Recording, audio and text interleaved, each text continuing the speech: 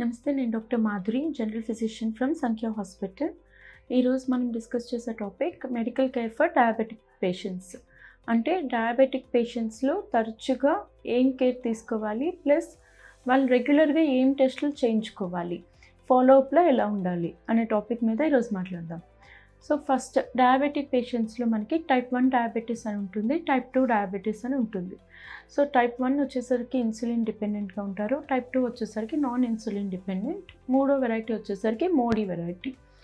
So వీళ్ళందరికీ ఫాలోఅప్లో ఎలాగా ఉండాలి అంటే, ఫస్ట్ సెల్ఫ్ కేర్. అంటే ఇప్పుడు ఇన్సులిన్ మీద ఉన్న వాళ్ళు తరచుగా, అంటే వాళ్ళకి షుగర్స్ తక్కువ అవుతున్నాయని డౌట్ వచ్చిన, అంటే అలాంటి సిమ్టమ్స్ ఏమైనా, కళ్ళు తిరగడం, చెమటలు పట్టడం, ఇంకా గుండె దడ, తలనొప్పి, ఆకలి ఎక్కువ వేయడం, ఇలాంటివి ఏమైనా వచ్చినా ఇంట్లో రెడీగా గ్లూకోమీటర్ తోటి సెల్ఫ్ మానిటరింగ్ గ్లూకోజ్ అనేది చేసుకుంటూ ఉండాలి.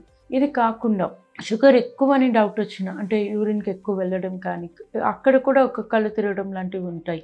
సో అలాగ ఏమైనా ఆకలి ఎక్కువ వేయడం కానీ అలా ఏమైనా అనిపించినా కూడా self monitoring, first thing is self monitoring of blood glucose అనేది తెలుసుకోవాలి. సెకండ్ థింగ్, షుగర్ వచ్చిన తర్వాత చాలామందికి బీపీ కూడా side by side or hand by hand or within few years రేంజ్లో బీపీ కూడా రావడానికి ఛాన్సెస్ ఎక్కువగా ఉంటాయి.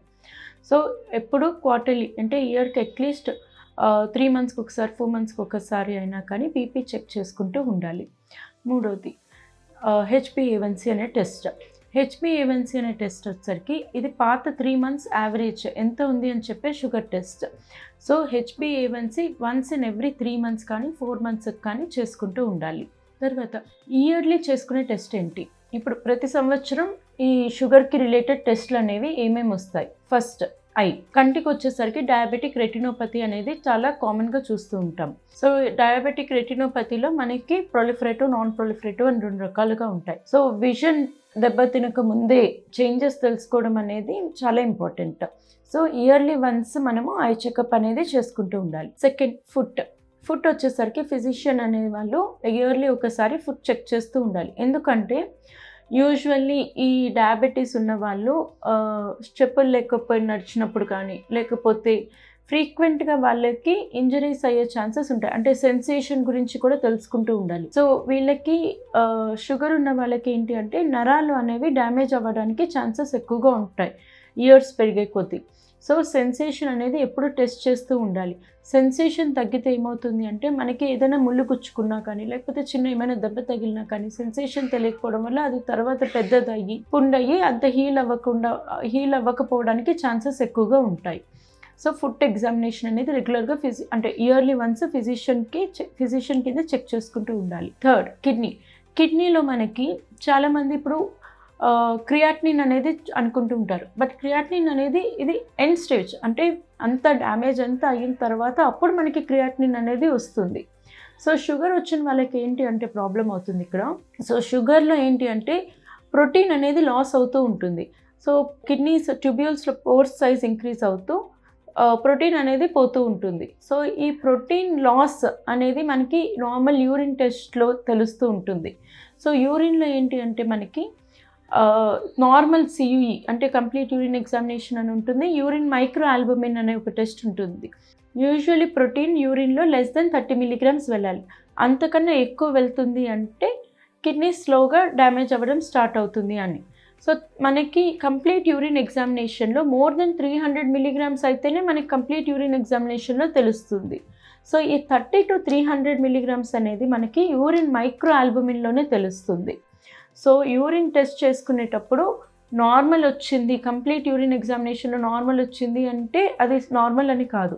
యూరిన్ మైక్రో ఆల్బుమిన్లో బిట్వీన్ 30 to 300 మధ్యలో ఉన్నా కూడా అది ప్రోటీన్ లాసే. Next, fasting lipid profile, cholesterol levels yearly check చేసుకుంటూ ఉండాలి. ఎందుకంటే ఇది మీకు షుగర్ పేషెంట్స్, బీపీ పేషెంట్స్లో కానీ వీళ్ళకి కొలెస్ట్రాల్ లెవెల్స్ అనేవి ఎక్కువ అయ్యి ఆర్టరీస్ వాటిలో డిపాజిట్ అవ్వడానికి ఛాన్సెస్ ఉంటాయి. ఈ ఫాస్టింగ్ లిపిడ్ ప్రొఫైల్ కాకుండా నెక్స్ట్ వచ్చేసరికి హార్ట్కి వచ్చేసరికి థ్రెడ్మిల్ టెస్ట్. ఇప్పుడు షుగర్ పేషెంట్స్లో టిపికల్గా, అంటే హార్ట్ అటాక్ వచ్చిన వాళ్ళకి టిపికల్గా చెస్ట్ పెయిన్ రావడం అలాగా ఉండదు. సో వీళ్ళకి ఎలా అయినా ప్రెజెంట్ అవ్వచ్చు, ఆయాసంతో ప్రెజెంట్ అవ్వచ్చు, గుండె దడతో ప్రెజెంట్ అవ్వచ్చు, కళ్ళు తిరగడంతో ప్రెజెంట్ అవ్వచ్చు. షుగర్ పేషెంట్స్లో టిపికల్గా హార్ట్ అటాక్ వచ్చిన సిమ్టమ్స్ రాకపోవచ్చు. సో దీనికి మనం ముందుగా ఎలా తెలుసుకుంటాము, ఏమైనా చిన్న చిన్న బ్లాక్స్ ఉన్నాయంటే థ్రెడ్మిల్ టెస్ట్ వన్స్ ఇన్ 2 yearsకి అలాగ ఒకసారి థ్రెడ్మిల్ టెస్ట్ చేసుకోవడం బెటర్. కేర్లో నెక్స్ట్ టెస్ట్లు కాకుండా నెక్స్ట్ వచ్చేసరికి వ్యాక్సినేషన్. యూజువల్లీ డయాబెటీస్ ఉన్న వాళ్ళకి ఇమ్యూనిటీ లెవెల్స్ అనేవి బాగా తక్కువగా ఉంటాయి. సో వీళ్ళకి ఏంటి అంటే ఇన్ఫ్లుయెన్జా వైరస్ రావడం కానీ ఇలాగ కొన్ని రోగాలు రావడం కానీ ఈజీగా అటాక్ అవ్వడానికి ఛాన్సెస్ ఎక్కువగా ఉంటాయి. సో వీళ్ళకి ముందుగానే వ్యాక్సినేషన్ వేసుకుంటే ఈ రిస్క్ అనేది తగ్గుతూ ఉంటుంది. సో అందులో 3 వ్యాక్సినేషన్స్.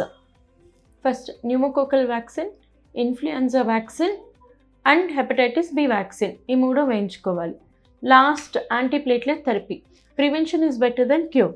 సో యూజువలీ ఇప్పుడు డయాబెటీస్ ఉన్న పేషెంట్స్ స్ట్రోక్కి, హార్ట్ అటాక్స్కి, arterial circulation, peripheral arterial disease అంటే కాళ్ళ దగ్గర రక్తం సరఫరా తగ్గడానికి, రక్తం గడ్డకట్టడానికి కానీ ఛాన్సెస్ ఎక్కువగా ఉంటాయి. సో వీళ్ళకి ఏంటి అంటే యాంటీప్లేట్లెట్స్ అంటే రక్తం పలచబడే టాబ్లెట్స్ మినిమం డోస్ తోటి ప్రివెన్షన్ కింద ఇస్తాం. అంత మాత్రాన రాదు అని కాదు, బట్ పర్సంటేజ్ వచ్చే ఛాన్సెస్ అయితే తగ్గుతూ ఉంటాయి. నెక్స్ట్ లాస్ట్ వచ్చేసరికి ట్రీట్మెంట్ గోల్స్.